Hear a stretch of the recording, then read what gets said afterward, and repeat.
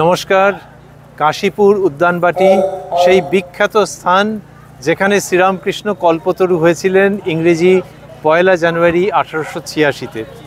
সকলেই প্রায় জানেন, যারা ইউটিউব ভিডিও দেখছেন প্রায় সকলেই জানেন বা ভবিষ্যতেও যারা দেখবেন, কিন্তু তবু লোকে ফিরে ফিরে আসতে চায় এই বিশেষ দিনটিতে। তার কারণ এই দিনটি মানুষের জীবনে নতুন নতুন ব্যঞ্জনা নিয়ে, নতুন নতুন গভীরতা এবং তাৎপর্য নিয়ে উপস্থিত হয়, তাতে কোনো সন্দেহ নেই। তবু আমরা সেই খুব প্রাচীন এবং পুরনো গল্প সেটাকে আবার শুনবো, যে গল্প সত্যের থেকেও আকর্ষণীয়, বা ইংলিশে যেরকম বলা হয়েছে যে truth is stranger than fiction. এমনিতে শ্রীরামকৃষ্ণের শরীর খুব খারাপ ছিল, তিনি একেবারে টার্মিনাল একটা অসুখের মধ্যে রয়েছেন এবং লোকে ভাবছে যে তার দিন বুঝি সীমিত, এইরকমভাবে মানুষজনের যখন মনে হচ্ছে, তখন এই 1886-তে এই কাশীপুর উদ্যানবাটিতে 1 জানুয়ারি সেই দিন দুপুরের দিকে, বেলা আন্দাজ তখন 3টে, ঠাকুর শ্রীরামকৃষ্ণ একটু ভালো বোধ করছিলেন এবং তিনি ঠিক করলেন যে এই দোতলা থেকে তিনি একতলায় আসবেন। এই যে কাশীপুর উদ্যানবাটি, সেইখানে দোতলায় শ্রীরামকৃষ্ণ অবস্থান করছিলেন, সেইখান থেকে তিনি ভাবলেন যে একতলায় আসবেন। আর তখন তো ঠান্ডার সময়, সেই জন্যে তার গায়ে ছিল একটা সবুজ রঙের বনাতের জামা, বনাত মানে পশম আর কি। তো সেই জামা রয়েছে, আর লাল পাড় দেওয়া সাদা ধুতি, আর একটা কান ঢাকা টুপি। এইটি নিয়ে শ্রীরামকৃষ্ণ এগোচ্ছেন এই উদ্যান পথে। এবং সেই দিন এই বিশাল উদ্যানবাটিতে জনা 30 মাত্র ভক্ত উপস্থিত রয়েছেন। আমাদের ভাবতে ভালো লাগে যে সেদিন যেখানে 30 জন ভক্ত ছিলেন, সেটি আজকে 30 লক্ষ কি 30 কোটি মানুষের কাছে সেই ঘটনা আজকে একটা মহা ঘটনা, বা সেই ফেনোমেনন আজকে সেটি একটা ইন্টারন্যাশনাল প্রপোর্শন নিয়েছে। তাহলে আমরা ভাবছিলাম যে একটা ঘটনা কিভাবে মহা ঘটনা বা ফেনোমেনন হয়ে ওঠে। সেই দিনকে 1 জানুয়ারি শ্রীরামকৃষ্ণ যখন যাচ্ছেন, তখন ওইখানে যারা রয়েছেন তাদের মধ্যে সেই সেলিব্রিটি, সেই বিখ্যাত মানুষটি শ্রীযুক্ত গিরিশচন্দ্র ঘোষ মহাশয়, তিনি উপস্থিত রয়েছেন। তো শ্রীরামকৃষ্ণ যেতে যেতে গিরিশবাবুকে যখন দেখেছেন, আর এইখানটাতে যদি আমরা একটু মনে মনে পজ করে ভাবি যে কি ব্যাপার, গিরিশবাবুকে হঠাৎ তিনি বললেন কেন, যে প্রশ্নটা তিনি করতে চলেছেন গিরিশবাবুকে করছেন এই জন্যে যে গিরিশবাবু সাধারণের কাছে শ্রীরামকৃষ্ণ সম্পর্কে তখন প্রচার করতে আরম্ভ করেছেন নিজের মনের আনন্দে, যে শ্রীরামকৃষ্ণ অবতার।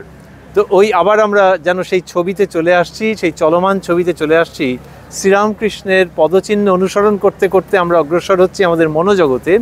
এবং ঠাকুর শ্রীরামকৃষ্ণ কী করলেন, গিরিশবাবুকে দেখে বললেন যে তুমি যে এত বলে বেড়াও, তা তুমি নিজে কি দেখেছো, কি বুঝেছো? এটি গিরিশবাবুকে বলছেন, খুব শিক্ষকের মতো, আচার্যের মতো প্রশ্ন, যে তুমি তো এত প্রচার করছো, কিন্তু তোমার ফার্স্ট হ্যান্ড এক্সপিরিয়েন্সটা কি, তোমার নিজের অনুভূতিটা কি, তুমি কি দেখেছো, কি বুঝেছো? এইটা বলতেই গিরিশবাবু কি হলো, তিনি হাঁটু গেড়ে বসলেন এবং গদগদ স্বরে শ্রীরামকৃষ্ণকে যেটি বললেন, সেটির জন্য গিরিশবাবুর কাছেও আমরা প্রণত, যে তিনি ওইরকমভাবে বলেছেন বলে আমরা শ্রীরামকৃষ্ণকে অন্য আলোয় দেখতে পাচ্ছি, শ্রীরামকৃষ্ণকে তার সত্য স্বরূপে অবলোকন করতে পারছি। গিরিশবাবু বলছেন যে ব্যাস বাল্মীকি যার ইয়ত্তা করতে পারেননি, তার সম্পর্কে আমি অধিক আর কি বলবো। এ এক অপূর্ব উক্তি। শ্রীরামকৃষ্ণের জীবনের মধ্যে যে মণিমাণিক্যগুলো এসছে অন্যদের কণ্ঠস্বর থেকে, তাদের অন্যতম হচ্ছে গিরিশবাবুর উক্তি, যেটি এই কাশীপুর উদ্যানবাটিতে উচ্চারিত হয়েছে। ব্যাস বাল্মীকি অর্থাৎ মহাভারত এবং রামায়ণে যার কথা বলা হয়ে ওঠেনি, অর্থাৎ শ্রীকৃষ্ণ এবং শ্রীরামচন্দ্র সম্পর্কে যথাক্রমে ব্যাসদেব এবং বাল্মীকি বলে উঠতে পারেননি, আর আপনি প্রভু। এই হচ্ছে গিরিশবাবুর বলার উদ্দেশ্য, যে আপনি প্রভু, আপনি রাম এবং কৃষ্ণ একই দেহে রামকৃষ্ণ রূপে যে আবির্ভূত হয়েছেন, আমি গিরিশ, ইংলিশে বলতে গেলে দিস পুয়ার গিরিশ, আমি গিরিশ, আপনার সম্পর্কে আর অধিক কি বলবো। যেই এটি বললেন, তখন শ্রীরামকৃষ্ণের একটা ভাবান্তর হলো। এই যে ভাবান্তর হওয়ার পর তিনি যেটা বলছেন, এটা খুব এক্সেপশনাল, এক্সট্রাঅর্ডিনারি। তার কারণ শ্রীরামকৃষ্ণ নিজের সম্বন্ধে কিছু বলতে চাইতেন না, বলতেন, ওগো আমি তোমাদের দাসের দাস, রেণুর রেণু। কেউ তাকে যদি ভগবান বলা তো দূরের কথা, সামান্য শ্রদ্ধা প্রদর্শন করেছেন, তিনি ওই রকম একেবারে অতি বিনীতভাবে তার উত্তর দিতেন। কিন্তু সেই তিনিই বলেছিলেন যে যাবার আগে হাটে হাঁড়ি ভেঙে দিয়ে যাব। এই কাশীপুরে 1 জানুয়ারি 1886 সেই হাঁড়ি ভাঙার অন্যতম দিন, যেদিনকে কিনা গিরিশবাবুর ওই অভিব্যক্তির উত্তরে শ্রীরামকৃষ্ণ বলছেন, তোমাদের আর অধিক কি বলবো, আশীর্বাদ করি তোমাদের চৈতন্য হোক। এই যে আপনারা পেছনে দেখতে পাচ্ছেন কাশীপুর উদ্যানবাটি, সেই বিখ্যাত বাড়িটি, লেখা আছে যে এই তোমাদের চৈতন্য হোক, এইটি শ্রীরামকৃষ্ণ সেদিনকে উচ্চারণ করছেন। এবং এটি হচ্ছে একটি পজিটিভ অ্যাসারশন যে আমি তোমাদের আশীর্বাদ করছি যে তোমাদের চৈতন্য হোক। এরকম তিনি বড় একটা বলেননি আগে। ওই যে বললেন যে যাওয়ার আগে হাটে হাঁড়ি ভেঙে দিয়ে যাব, তখন আর ওনার দেহাবসানের অল্পকাল বাকি ছিল, কয়েক মাস মাত্র বাকি ছিল। সেই 1 জানুয়ারি 1886-তে শ্রীরামকৃষ্ণ বলছেন, তোমাদের অধিক কি বলবো, আশীর্বাদ করি তোমাদের চৈতন্য হোক। গিরিশবাবু বুঝতে দেরি করেননি যে এটা একটা বিরাট আনন্দের উপলক্ষ, একটা অসাধারণ অবসর এসে উপস্থিত হয়েছে, একটা মাহেন্দ্রক্ষণ এসে উপস্থিত হয়েছে, যে শ্রীরামকৃষ্ণ বলছেন যে তোমাদের চৈতন্য হোক। তাহলে লোকে লজেন্স টফি দিতে পারে, নিউ ইয়ারে কেক ডিস্ট্রিবিউট করতে পারে, আরও কত কি দিতে পারে, কিন্তু উনি বলছেন যে তোমাদের চৈতন্য হোক। তার মানে এটা মানব জীবনের যে শ্রেষ্ঠ প্রাপ্তি, সেটা এই ভগবান শ্রীরামকৃষ্ণ দিতে চাইছেন, দিচ্ছেন। So Girishbabu was not to miss this opportunity. তিনি কি করলেন, সঙ্গে সঙ্গে অন্যদেরকে ডাকলেন যে ওরে তোরা কে কোথায় আছিস, আয়, ঠাকুর আজকে কল্পতরু হয়েছেন। এই বলতে সকলে ছেঁকে চলে এলেন। কিন্তু আমরা বলছিলাম যে মাত্র 30 জন মতো মানুষ উপস্থিত ছিলেন, এবং শ্রীরামকৃষ্ণ কাউকে একটু স্পর্শ মাত্র করেছেন, কারোর দিকে তাকিয়েছেন, এবং প্রত্যেকের হৃদয়ের মধ্যে অপূর্ব আনন্দ উথাল পাথাল হয়ে গেছে। এই যে আশীর্বাদ করছেন তিনি যে তোমাদের চৈতন্য হোক, এটি সেই 1886 থেকে আজকের দিন পর্যন্ত, এবং তারপরেও কতকাল এই আশীর্বাদ প্রবাহিত হবে আমাদের সেটা কল্পনার এবং আনন্দের বিষয়। তার মধ্যে যেটা লক্ষণীয় সেটা হচ্ছে যে তিনি বেছে নিলেন ওই 1 জানুয়ারি 1886-কে।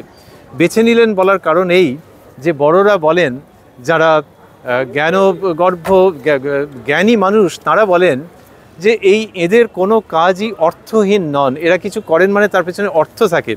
শ্রীরামকৃষ্ণ যে 1 জানুয়ারিতে ইংলিশ নিউ ইয়ারে এই আশীর্বাণী দিচ্ছেন যে তোমাদের চৈতন্য হোক, ইংলিশ নিউ ইয়ারে লোকে সাধারণত মুড়ি মুড়কির মতো বলে থাকে happy new year. Happy new year বলাটা ভালো, গোমরা মুখ করে থাকার থেকে ওইটা ভালো, কিন্তু তার মধ্যে অতটা প্রাণ থাকে না যে চলো যাকে যাকে পাচ্ছি বা মেসেজ করছি পরপর বলে যাচ্ছি। একজন ব্যক্তি হয়তো সারা দিনে 200 লোককে ওরকম হ্যাপি নিউ ইয়ার বলেছেন, কাকে বলেছেন তার নিজেরও খেয়াল নেই। কিন্তু শ্রীরামকৃষ্ণ যখন বলছেন এবং ওই নিউ ইয়ারে, তখন আমরা দেখছি ওই যে বলছিলাম যে কেক, চকলেট, কফির থেকে অনেক, বা টফির থেকেও অনেক মহার্ঘ, সবচেয়ে জীবনের যেটি প্রার্থনীয় সেইটি তিনি গ্রান্ট করছেন, সেই উপহার দিচ্ছেন মানুষের কাছে, আশীর্বাদ দিচ্ছেন, যেটা দিয়ে মানুষের জীবন পরিবর্তিত হয়ে যায়। এমনিতে লোকে বলে জীবন পশুর মতো, মানুষ এমনিতে পশুর মতো, ওই দিব্য স্পর্শ ছাড়া যেন পশুর মতো। সেখান থেকে সত্যি সত্যি মনুষ্য জীবনের যে উদ্বোধন হচ্ছে, সেইখানে আমরা ভাবছি যে হ্যাপি নিউ ইয়ার, তার একটা শব্দকে আমরা বার করে নিতে চাইছি। সেটা হচ্ছে শুধু 2025-এর জন্যে যেন এই আশীর্বাণী নয়, 2026-এর জন্য নয়, কিন্তু একটা নতুন জীবনের জন্য আশীর্বাণী। সুতরাং শ্রীরামকৃষ্ণের আশীর্বাণী ওই হ্যাপি নিউ ইয়ারের ভাবানুবাদ করলে দাঁড়ায় হ্যাপি নিউ লাইফ। তিনি একটি নতুন আনন্দপূর্ণ জীবনের আশীর্বাদ করছেন, এবং সেটি আজকের দিন পর্যন্ত আমরা বলছিলাম যেমন গঙ্গার স্রোতের মধ্যে দিয়ে আসে, গঙ্গার জলের তবু দূষণ হলেও হতে পারে, কিন্তু শ্রীরামকৃষ্ণ ভাব গঙ্গা দূষিত হয় না, বরং তার অমৃত ভাব আরও বর্ধিত হয়। এবং সেই শ্রীরামকৃষ্ণ ভাব গঙ্গার সূত্রেই যেন আমরা পাচ্ছি এই অমীয় আশীর্বাণী যে তোমাদের চৈতন্য হোক। এই যে আমরা নিউ ইয়ার, ইংলিশ নিউ ইয়ারের কথা বলছিলাম, তার পাশাপাশি যদি বাংলা নববর্ষের কথা ভাবি, অনেকে ভাবেন যে ইংলিশ নিউ ইয়ার ভালো বটে, কিন্তু বাংলা নববর্ষ আরও আবেগুষ্ণ এবং আরও যেন অন্তরের কাছাকাছি হতে পারে। সেটা শ্রীরামকৃষ্ণের জীবনে আমরা দেখছি যে এই কাশীপুর উদ্যানবাটিতে বাংলা নববর্ষের দিন, সেটা ওই যে আগেরটা ছিল ইংলিশের 1 জানুয়ারি 1886, এবং তার কয়েক মাস বাদেই এপ্রিল মাসের কোনো একটা দিন, আমরা সবাই জানি যে ওই সময় বাংলা নববর্ষ পড়ে। তো সেই বাংলা নববর্ষের দিন শ্রীরামকৃষ্ণ রয়েছেন। বাইরের দিক থেকে দেখতে গেলে খুবই অসুস্থ তিনি, কিন্তু ভেতরে ভেতরে আনন্দে পরিপূর্ণ। আর সেই দিন তার কাছে এসে উপস্থিত হয়েছেন একজন, তার নাম শ্রীযুক্ত সুরেন্দ্রনাথ মিত্র, শ্রীরামকৃষ্ণের বিশেষ ভক্ত তিনি। এই সুরেনবাবু যখন উপস্থিত হয়েছেন, তখন তিনি শ্রীরামকৃষ্ণকে হৃদয়ের সমস্ত ভক্তি দিয়ে যেন পুজো করছেন, তার কাছে নিজেকে নিবেদন করে দিচ্ছেন। এবং তিনি একটি অদ্ভুত কথা বলেছিলেন ঠাকুর শ্রীরামকৃষ্ণের কাছে এসে। আপনারা এই ভিডিওর মাধ্যমে এটি দেখছেন, সেদিনের কোনো ভিডিও নেই, কোনো অডিও রেকর্ড নেই, কিন্তু যা তিনি বলেছেন সেটি একদম ঐতিহাসিক এবং তার অদ্ভুত প্রভাব রয়েছে। সুরেনবাবু বলছেন শ্রীরামকৃষ্ণকে ওই বাংলা নববর্ষের দিন যে আজকে অফিস থেকে তাড়াতাড়ি চলে এলাম, ভেবেছিলাম কালীঘাটে যাব, কিন্তু তা না করে আপনার কাছে এলাম, কারণ যিনি কালীর অর্থ ঠিক বুঝেছেন তাকে প্রণাম করলেই হলো। তাহলে আমরা ভাবছি যে যখন বাইরের দিক থেকে মানুষটির প্রায় শরীরের হাড় গোনা যাচ্ছে, বডি মাস প্রচুর রিডিউস করে গেছে, সেই রকম সময়ে তাকে দেখতে বাইরের দিক থেকে কিছুমাত্র আলাদা করে কিছু চোখে পড়ার মতো নয়, কিন্তু ভেতরের দিক থেকে যে সেই ভগবৎ সত্তার উদ্ভাস, সেটি যারা বুঝেছেন তাদের অন্যতম সুরেনবাবু শ্রীরামকৃষ্ণকে বলছেন যে যিনি কালীকে ঠিক বুঝেছেন তাকে দর্শন করলে, তাকে প্রণাম করলেই হলো।